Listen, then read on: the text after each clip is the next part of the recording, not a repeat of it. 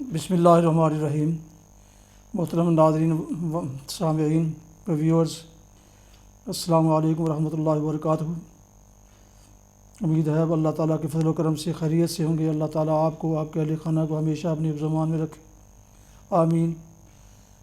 راہ ہدایت و نجات کے سلسلے کا ولاگ القرآن و حدیث آپ کی خدمت میں پیش کرنے جا رہا ہوں اپنے یوٹیوب چینل سے۔ اگر آپ نے پہلے سے سبسکرائب کر لیا تو دوستوں سے بھی شیئر کر لیجیے گا، اور انہیں سبسکرائب کرنے کے متعلق بھی کہیے گا، اور بیل آئیکن کو پریس کرنا نہ بھولیے گا، تاکہ آنے والے ایسے روحانی اور قرآنی ولاگز جو سراسر باعث خیر، باعث برکت اور باعث ثواب ہیں، وہ آپ تک اور دوستوں تک باقاعدہ اور بر وقت پہنچتے رہیں۔ یہ سلسلہ قرآنی اور روحانی یہ روزانہ کی بنیاد پر آپ کی خدمت میں میرے یوٹیوب چینل سے پیش کیا جا رہا ہے، اسے اگنور مت کیجیے۔ اللہ تعالیٰ مجھے اور آپ کو اسے سننے اور سمجھنے کی، عمل کرنے کی توفیق عطا فرمائے، آمین۔ شروع کرتے ہیں القرآن و حدیث۔ اعوذ باللہ من الشیطان الرجیم، بسم اللہ الرحمن الرحیم۔ وَيَقُولُونَ لَوْلَا أُنزِلَ عَلَيْهِ آيَةٌ مِّن رَّبِّهِ فَقُلْ إِنَّمَا الْغَيْبُ لِلَّهِ فَانتَظِرُوا إِنِّي مَعَكُم مِّنَ الْمُنتَظِرِينَ وَإِذَا أَذَقْنَا النَّاسَ رَحْمَةً مِّن بَعْدِ ضَرَّاءٍ مَّسَّتْهُمْ إِذَا لَهُم مَّكْرٌ فِي آيَاتِنَا قُلِ اللَّهُ أَسْرَعُ مَكْرًا إِنَّ رُسُلَنَا يَكْتُبُونَ مَا تَمْكُرُونَ۔ صدق اللہ العظیم۔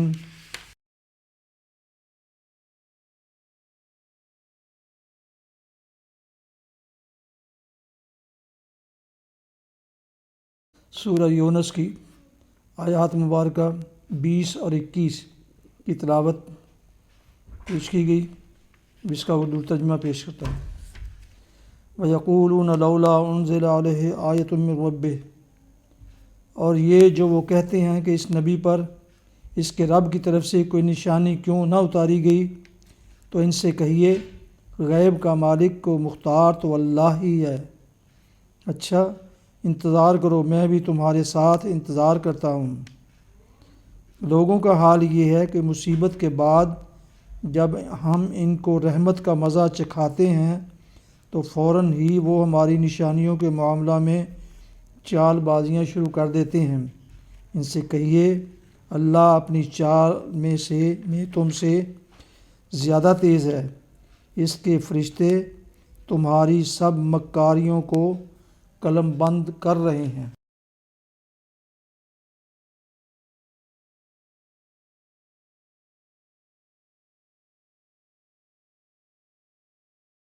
تلاوت اور ترجمہ کی گئی آیات مبارکہ کی تشریح۔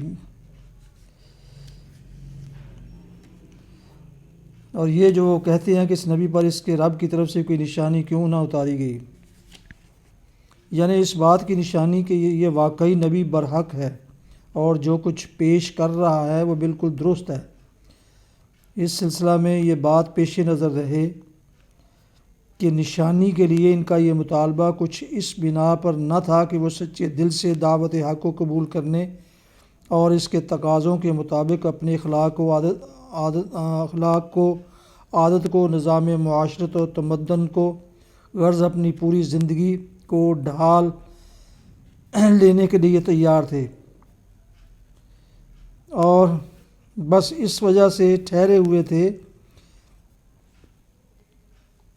کہ نبی کی تائید میں کوئی نشانی ابھی انہوں نے ایسی نہیں دیکھی تھی جس سے انہیں اس کی نبوت کا یقین آ جائے۔ اصل بات یہ تھی کہ نشانی کا یہ مطالبہ محض ایمان نہ لانے کے لیے ایک بہانے کے طور پر پیش کیا جاتا تھا، اور جو کچھ بھی ان کو دکھایا جاتا اس کے بعد وہ یہی کہتے کہ کوئی نشانی تو ہم کو دکھائی ہی نہیں گئی، اس لیے کہ وہ یہاں لانا چاہتے نہ تھے، کوئی ایمان لانا چاہتے ہی نہ تھے۔ دنیاوی زندگی کے ظاہری پہلو کو اختیار کرنے میں یہ جو آزادی ان کو حاصل تھی کہ نفس کی خواہشات اور رغبات کے مطابق جس طرح چاہیں کام کریں اور جس چیز میں لذت یا فائدہ محسوس کریں اس کے پیچھے لگ جائیں۔ اس کو چھوڑ کر وہ ایسی غیبی حقیقتوں یعنی توحید و آخرت کو ماننے کے لیے تیار نہ تھے، جنہیں مان لینے کے بعد ان کو اپنا سارا نظام حیات مستقل اخلاقی اصولوں کی بندش میں باندھنا پڑتا۔ اچھا انتظار کرو، میں بھی تمہارے ساتھ انتظار کرتا ہوں۔ یعنی جو کچھ اللہ نے اتارا ہے وہ تو میں نے پیش کر دیا، اور جو اس نے نہیں اتارا وہ میرے اور تمہارے درمیان غیب ہے، جس پر سوائے خدا کے کسی کا اختیار نہیں ہے۔ وہ چاہے تو اتارے اور نہ چاہے تو نہ اتارے۔ اب اگر تمہارا ایمان لانا اسی پر موقوف ہے کہ جو کچھ خدا نے نہیں اتارا ہے وہ اترے،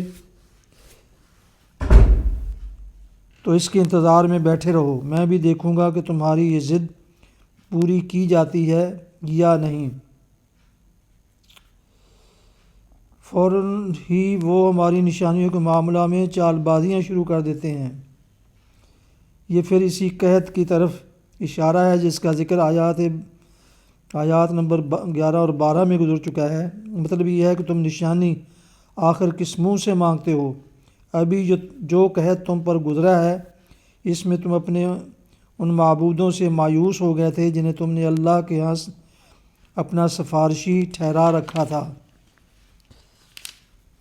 اور جن کے متعلق کہا کرتے تھے کہ فلاں آستانے کی نیاز تو تیر بہدف ہے اور فلاں درگاہ پر چڑھاوا چڑھانے کی دیر ہے کہ مراد بر آتی ہے۔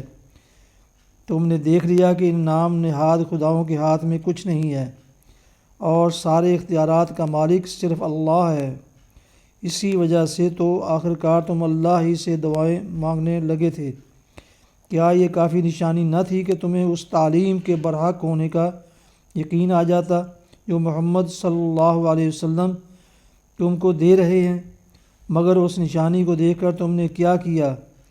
یوں ہی کہ قحط دور ہوا اور باران رحمت نے تمہاری مصیبت کا خاتمہ کر دیا، تم نے اس بلا کے آنے اور پھر اس کے دور ہونے کے متعلق ہزار قسم کی توجیہیں اور تعویلیں یعنی چال بازیاں کرنی شروع کر دیں تاکہ توحید کے ماننے سے بچ سکو اور اپنے شرک پر جمے رہ سکو۔ اب جن لوگوں نے اپنے ضمیر کو اس درجہ خراب کر لیا وہ انہیں آخر کون سی نشانی دکھائی جائے اور اس کے دکھانے سے حاصل کیا ہے؟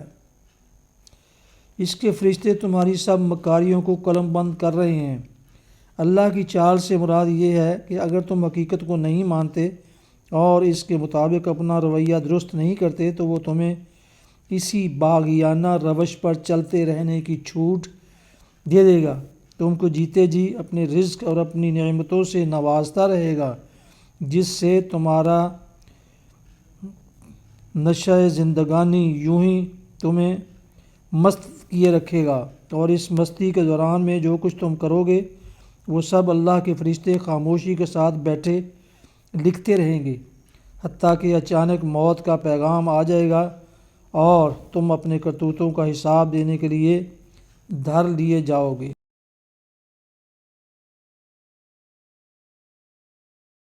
حدیث مبارکہ۔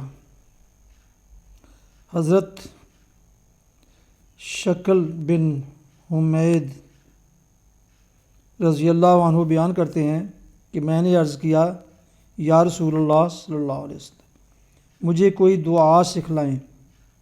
آپ نے فرمایا، یہ دعا پڑھ، اے اللہ میں اپنے کان، آنکھ، زبان، دل اور شرمگاہ کے شر سے پناہ مانگتا ہوں۔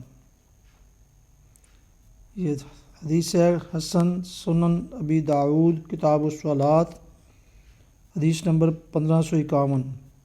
فوائد: کانوں سے جھوٹ، بہتان، غیبت اور دیگر حرام کردہ باتوں یعنی ساز و موسیقی وغیرہ کا سننا یا حق بات کا نہ سننا کان کا شر ہے۔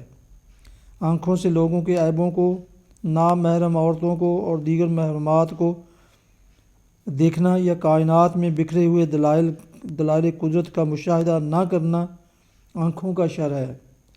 دل کو اللہ کے سوا کسی اور کی محبت میں مشغول کرنا دل کا شر ہے۔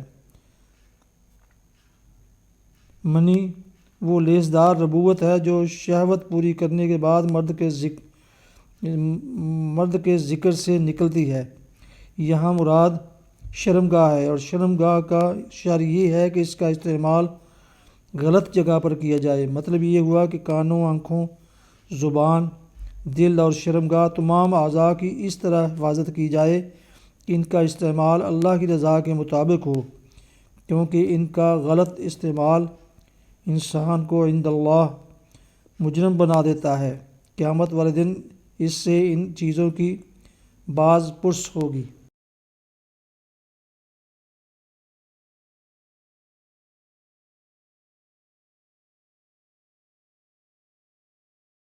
ناظرین سامعین محترم، یہ تھا آج کا راہ ہدایت و نجات کے سلسلے کا ولاگ القرآن و حدیث، جس میں آج سورہ یونس کی آیات مبارکہ 20 اور 21 کی تلاوت، ترجمہ اور تفسیر بیان کی گئی۔ اس کے علاوہ ایک حدیث مبارکہ بھی آپ کی خدمت میں پیش کی گئی، اور یہ سب کچھ میں نے اپنے یوٹیوب چینل سے آپ کی خدمت میں پیش کیا۔